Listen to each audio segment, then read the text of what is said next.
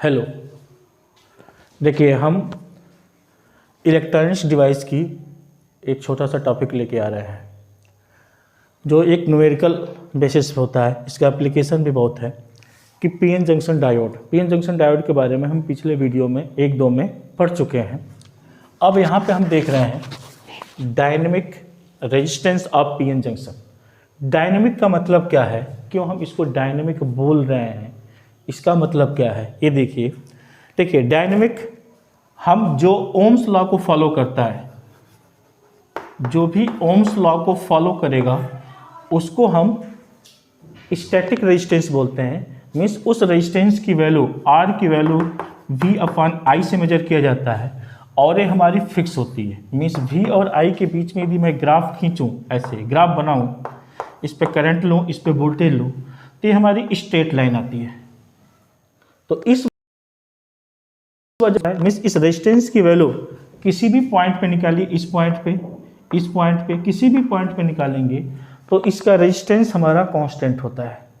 लेकिन जब हम पीएन जंक्शन को पढ़ते हैं तो पीएन जंक्शन में जो हमारा कर्व आता है वी और आई के बीच में, जिसको हम फॉरवर्ड और रिवर्स कैरेक्टरिस्टिक्स बोलते हैं, इसका ए वाला कर्व फॉरवर्ड वाइज में, जिस पे हम इधर करंट इस डायरेक्शन में वोल्टेज लेते हैं, तो ए वाला कर्व कुछ ऐसे आता है और इधर रिवर्स भी हमारी कुछ ऐसे आती है। मीन्स ये स्ट्रेट लाइन नहीं है, इसका कुछ न कुछ हर जगह रेजिस्टेंस की वैल्यू हमारी अलग अलग होती है। तो जो एलिमेंट ऐसे होते हैं जो ओम्स लॉ को फॉलो नहीं करते हैं उसको नॉन ओमिक एलिमेंट भी बोलते हैं, जिसको हम चैप्टर नंबर 3 में पढ़ चुके हैं। ठीक है, non ohmic element and ohmic element. यहाँ पे देखिए, यहाँ पे अब हम करते क्या है कि डायनेमिक रेजिस्टेंस निकालते हैं। मीन्स किसी पर्टिकुलर एक पॉइंट पे हम रेजिस्टेंस निकालेंगे और एक पॉइंट पे रेजिस्टेंस निकालने का मतलब है कि हम जैसे मान लीजिए यहाँ पे हम रेजिस्टेंस निकालना चाहते हैं, इस पॉइंट पे रेजिस्टेंस निकालना चाहते हैं, ए पॉइंट लेते हैं, तो इसके लिए हम इसके आसपास का यहाँ से लेकर यहाँ तक चेंज इन वोल्टेज निकालते हैं डेल्टा वी, और इसी के करस्पॉन्डिंग यहाँ पे ए चेंज इन करंट निकालते हैं और इसको हम डायनेमिक रेजिस्टेंस आर डी से डिनोट करते हैं, delta V divide by delta I. Means हम change in voltage divide by change in current को हम बोलते हैं डायनेमिक रेजिस्टेंस। तो डायनेमिक रेजिस्टेंस ही हम फाइंड आउट करते हैं पीएन जंक्शन डायोड में। यहाँ पे स्टैटिक रेजिस्टेंस नहीं होता है, ये ओम्स लॉ को फॉलो नहीं करता है, मीन्स ये नॉन ओमिक एलिमेंट होता है। अब आते हैं कि इस पे एक क्वेश्चन, जो सबसे ज़्यादा क्वेश्चन पूछा जाता है, इस टाइप का क्वेश्चन है जो एनसीईआरटी बुक से ही मैंने उठाया है। यहाँ पे देखिए इस क्वेश्चन में जो दिया हुआ है हमारे पास, वो दिया हुआ है कि एक फॉरवर्ड, इस वाले एक्सिस को ध्यान से देखेंगे तो यहाँ पे वोल्ट लिखा हुआ है, यहाँ पे करंट हमारी मिली एम्पियर में है, मीन्स 10⁻³ एम्पियर में, और ये वाली जो इधर वाली पोर्शन है ये हमारी रिवर्स वाइज के लिए है और इसमें करंट हमारी माइक्रो एम्पियर में है, वोल्टेज में। ठीक है, तो हम दोनों के लिए अलग अलग निकालेंगे। यहाँ पे है calculate the resistance of diode at I equal to 15 milliampere and V equal to -10 volt. तो पहले के लिए हम निकालते हैं, देखिए माइनस यदि I की वैल्यू 15 मिली एम्पियर लेते हैं तो ये हमारा 15 मिली एम्पियर है और इस पे हमारा ये वोल्टेज की वैल्यू दी गई है डेल्टा V की वैल्यू, और इसके करस्पॉन्डेंस यहाँ पे हमें डेल्टा I की वैल्यू दी गई है। तो जो फॉरवर्ड रेजिस्टेंस होगा, देखिए हम लिखेंगे फॉरवर्ड रेजिस्टेंस, तो फॉरवर्ड रेजिस्टेंस RF की वैल्यू लिखेंगे delta V divide by delta I। अभी मैंने बताया था फॉर्मूला आपको।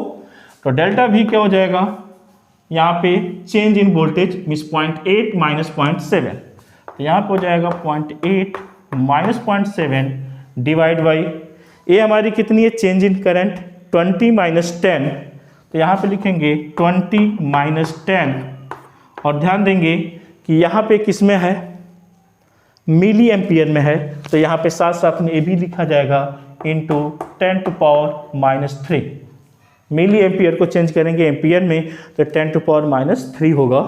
अब यहाँ पे हम इसको सॉल्व करते हैं तो ये 0.1 आ जाएगा, यहाँ पे सॉल्व करेंगे तो 10 आ जाएगा और 10⁻³ देखिए 10⁻³ को इससे सॉल्व करेंगे तो ये हो जाएगा 0.1 इंटू ये ऊपर चला जाएगा 1000, ये 10⁻³ जाएगा ऊपर, माइनस है तो ऊपर जाएगा तो प्लस हो जाएगा 1000 डिवाइड बाई 10, एक 0 से 0 कैंसिल कर दीजिए और 100 से मल्टीप्लाई करेंगे तो ये आ जाएगा 10 ओम। मिस RF की वैल्यू आ गई आपकी 10 ओम।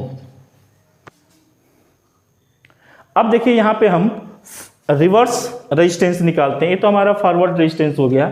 अब हम यहाँ पे फाइंड आउट करेंगे रिवर्स रेजिस्टेंस। रिवर्स रेजिस्टेंस कितना होगा, यहाँ पे मैं यदि लिखूं